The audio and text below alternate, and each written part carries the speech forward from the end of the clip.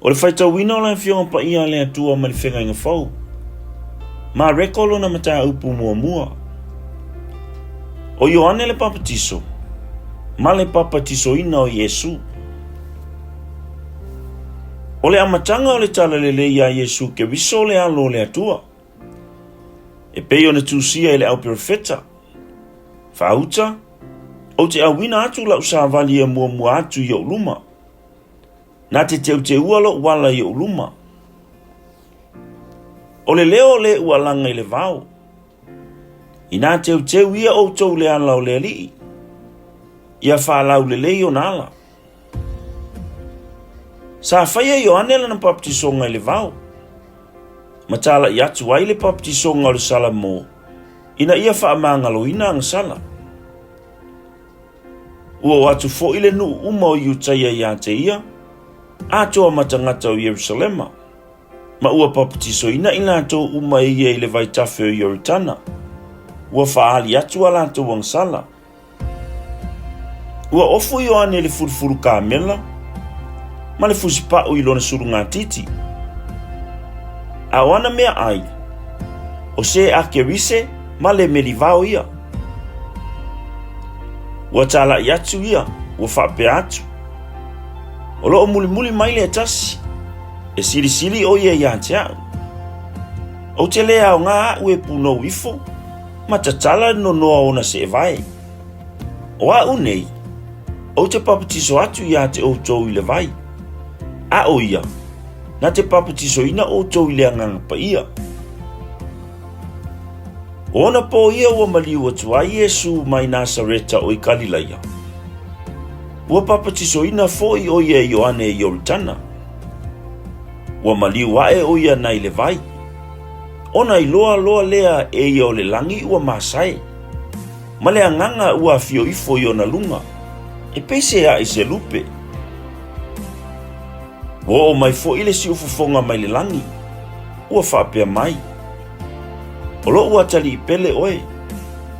O te fia ia te oe. Ona avea loa ai lea o ia e le anganga i le vao. Sa ia i fo i o ia i le vao i poe whaanga fulu. Ua whao sosuina e satani. Sa ia i mamanu fe ai. Sa au na fo i angelu ia te ia. Ua tuwina atu Ioane le fale pui. Ona maliu atu lea o Yesu i Galileia. Ua tala i atu ai le tala le lei i le malo le atua. Ua whape atu. Ua o mai ona po. Ua lata mai le malo le atua. I nā sala mo ia. Matari tonu le tala le lei. Ua savali ane ia e lata ane i le vai o Galileia. Ona silafia lea e ia o Simona ma Andere alo na uso. Ua la lafo le upenga i le vai. Awa o tangata whaifaiva i la ua. Ona whetalai atu lea o Yesu ia te i la ua. I nā muli mai ia ia te a. O te whaia o lua ma whaifaiva i tangata. Nga la tu ua loa lea o la upenga. Ai muli atu ia te ia. Ua tua na i atu te isi lea mea. Ona silafia lea ia o Iakopo lea tali o se petaio. Ma Ioane lo na uso. Ua i le vaa. Ua whai maasae o la tau upenga. Ua wala au atu loa o ia te i la ua. Ona la tu ua lea o lo la ta mao se petaio i le vaa whaatasi mau auna. Ua la muli atu ia te ia. Ua o fo i la tau i Kapanaumi. Ona maliu atu loa lea o ia i le sunako i le sapati. Ua o ai. Ua matua ofo fo i la tau i lana mata upu. Ua ia o ia te i la tau e whaapei o se ua iai le pule. Ai le pei o le au tusi upu. Sa iai fo i lo la tau sunako le tangata ua iai le anganga le anga. Ua alanga fo i o ia. Ua whaapea mai. Awe, Yesu e le Nasareta. Se alauna ia te i mātou. Ua e maliu mai ea ia whano ia i mātou. Ua o i loa oe. O le pa ia oe o le atua. Ona vavao atu lea o Yesu ia te ia, ua whape atu. Ina whaalolongo ia, ma e alu I fafo na ia te ia. Ona whatawhiti lea o lea ngangaleanga ia te ia, ua alanga fo'i ma le leo tele. Ona alu lea o ia I fafo na ia te ia. Ona tau whaiofo ai lea o I lato uma, wa lato whesidi ai le tasi, ua whapea. Pese ale nei. Se a fo'i le nei mata upu fau. Awa ua pule ia ngangaleanga. Ma feta lai atu iai. Una lato whalongo lava lea ia te ia. Ona longo atu loa lea o le tala ia te ia I dinu uma o karilaia. Wa lato urufafo le sunako. No atu loa lea I le fale o Simona ma Anterea. Wa fatasi ma Yakopo ma Yohane. Sa ta oto ai fo ile tina o le ava Simona I le mai vevela. Ona lato tauina atu loa lea o ia te ia. Ona so atu lea o ia te ia, wa tango ifo I lona lima. Wa fatu ia te ia I lunga. Ona mawai loa lea o lona mai vevela. Ona lea o ia te ila tou. Wa o ile afiafi, ile ngoto le la. Ona lato au mai lea ia te ia o e mamai uma. Atoa mai ua urutino ina e te moni. Ua poto umane fo ile ai le faitoa. Ona ia wha malolo ina lea o tangata e toa tele na mamai ese. Wa ia tu lia fo I te moni e toa tele. Wa ia le tu watu fo I te moni e tautala. Wa ua lato iloa o ia. O le tae ao ua ala po ai o ia. Ona ulu fafo lea o ia mamali watu I le mea tufua matatalo ai. Ua muli atu fo I ia te ia o Simona ma I lato sa ia te ia. Wa lato maua o ia. Na lato fai mai lea ia te ia. O lo sa ili tangata uma ia te oe. Na fetalai atu lea o ia te ila tau. Ina tātou o atu ia aia la talata mai. Ia o utala I atu ia ile tala lelei. Awa o le mea lea na o sawai. Wa ia tala I fo I o la tau sunako I karila ia uma. Ma tutuli te moni. Wa saulele pela ia te ia. Wa ai o ia te ia. Ma to tuli ia te ia. Ma o whapea mai. A whai o e fina ngalo ia. E te mawhaia o na whaamama ia tea. O na muti vale lea o lea lofo Yesu ia te ia. Wa apa atu lo na lima. Wa pai atu ia te ia. Ma fetala ia atu ia te ia. O te loto iai. Ina mama ia oe. Wa fetala ia tu o ia. O na te aloa lea o le mai le pela ia te ia. O na mama ai lea o ia. O na matua vavao atu lea o ia te ia. Matu wina atu loa ia te ia e alu. Wa whape atu fo ia te ia. Ia oe. Ne ia ta watu sina tala I se tasi. A ia e atu. Ina whaali oe I leo si taulanga. Ma avane o mea na poloa iai mose mo lo whamaina. E whai ma whailonga ia te I lātou. A ua alu atu ia. Ona matua tāla I atu lea ma whaasala lau le tala. O lea ele I toe ma whai ai o ia o na maliu whaali lea ai. A ua nofo I mea tufua. Wa lātou wane fo ia te ia mai tu uma.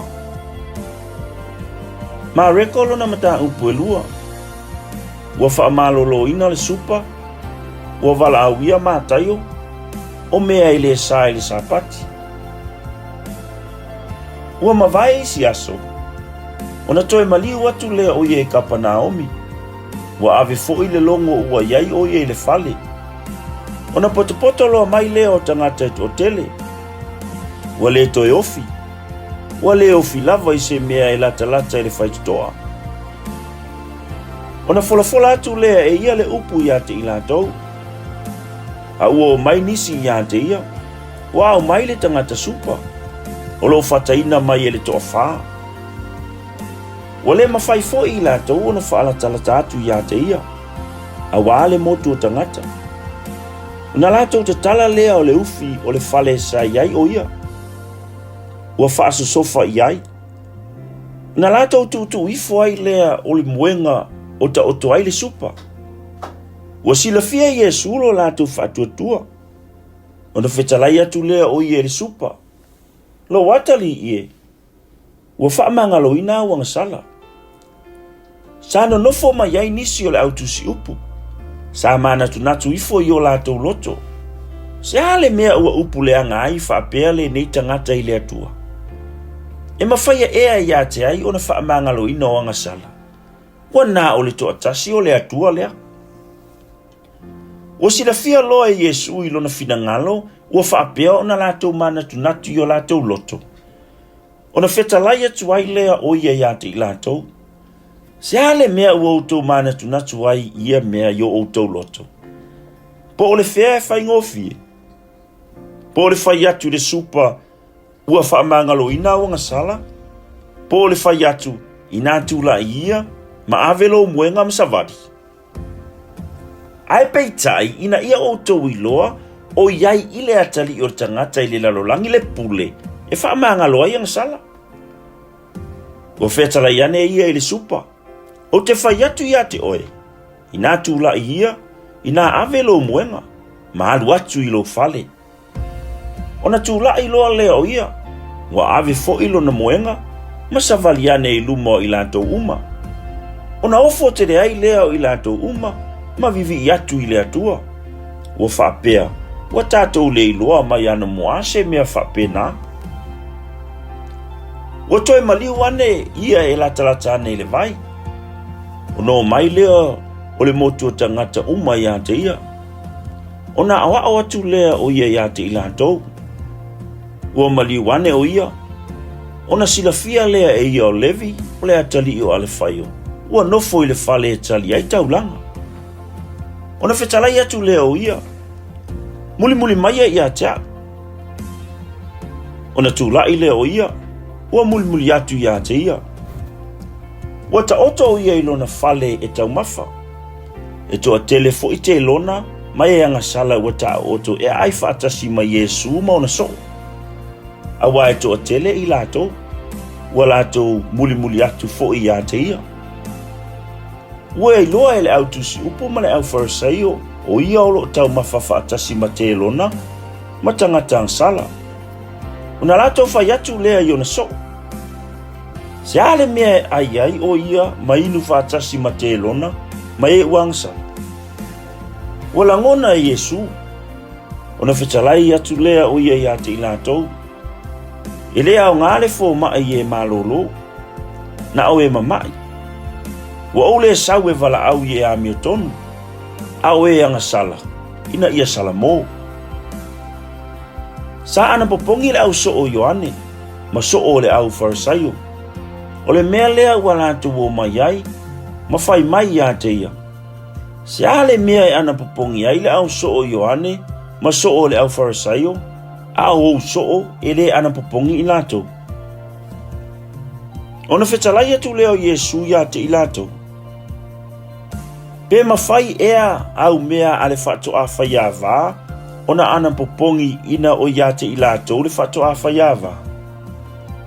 Lātou te le mawhai ona ana popongi ona aso o ia te i lātou le whato a whai a wā. Ai o iona po e avese ina ai le whato a whai a wā ia te i lātou. Ona lātou ana popongi ai lea ina o naso. E le ai fo se tasi na te whonoa le matua ofu i le ia fau. A whapea, e maasae le matua ofu i le whono fau. Ona atili ai lea ona maasae. E le utufia fo i se tasi le waina fo i whangpa utuai. A whapea, e papa ai whangpa u i le waina fau. Ona masaa lea o le waina. E mau fo i whangpa u. Ai peitai, iau tu fia le waina fo i whangpau fo e te tawai. Wa ui ane o ia i sapati i tō saito. Ona o oti whano lea o ona so o i au saito. Ona whai atu lea o le au wharasaio i a te ia. Whauta, se ale mea lātou te whai ai le mea e sā ona whai le sapati. Ona whetala atu lea o ia i a te i lātou. Ua o tau le faitauina ea le mea na faia e tāwita. Ina ua le aini ana mea ai. Ua fia ai foi o ia atoa ma i lātou sa ia te ia. Ua uru atu o ia i le fale o le atua, i ona po aviata leo si taulang sili. Ua ia ai foi a reto e laulawina i luma, ma avane i e sā ia te ia. O mea e sā ona ai o si e tasi. Na ore au o si taulanga lava. Ua ia fetalai atu fo ia te ilato. Ua whaia le sāpati mo tangata. Aua le whaia tangata mo le sāpati. Le neila, o le atali i o le tangata. O le ali i lava lea o le sāpati.